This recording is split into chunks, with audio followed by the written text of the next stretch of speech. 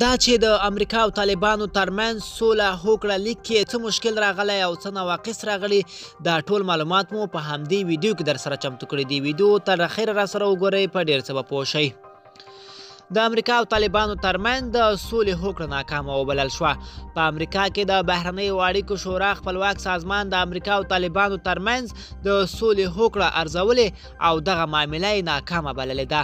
د شورا د سولې د دغې هوکړې د ناکامۍ ګڼ دلایل روښانه کړي دي.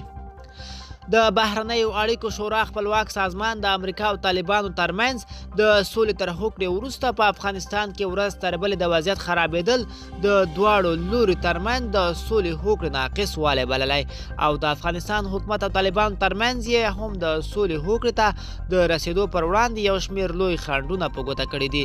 ځینې یې په لاندې ډول دي: د عبدالله پالیسي. په یوه حکومت کې د دوو پخوانیو رقیبانو ولسمشر غني او د سولې شورا رئیس عبدالله یو ځای کېدل یو زوړ جنجال دی. د سولې په تړاو څو ځله د عبدالله څرګندونې لکه په یو ځایي ډول د ټولو بندیانو پرېښودل موقت حکومت او زوړ جنجالونو څخه نه ښکاري چې دغه هوکړه دې بریالی شي. د سیمه ییزو چارواکو له لوري د کابل د کمزوري کولو هڅه. په ولایتونو کې ګڼ شمېر جنګسالاران او زورواکي چې تل یې د مرکزي حکومت د کمزوري کولو په هڅه کې دي د سولې په معامله کې کله تاواني اړخونو ته غاړه ږدي. د یو بل لوی خنډ دی چې د دغې هوکړې د ناکامۍ لامل ګرځي. مذاکراتو ته غاړه نه ایښودل. تر دې دمه نه ده د طالبانو په دریځ کې نرمښت ښکاري او نه د حکومت. دا کار یو اړخیزې هوکړې ته رسېدل ستونزمنوي. د طالبانو له لوري د زیاتو سیمو نیولې هڅې.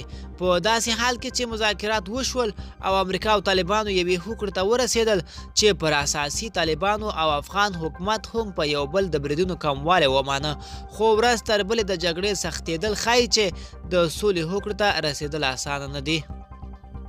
خطرناک بریدونه، د راتلونکو خبرو د نیټې نه څرګندېدل، د طالبانو غاړه نه ایښودل، په امریکا کې د افغان حکومت بې باوري له پروسې سره د امریکا په مرستې شکونه، شخصي ګټې او نور په راتلونکي کې لوی خنډونه دي.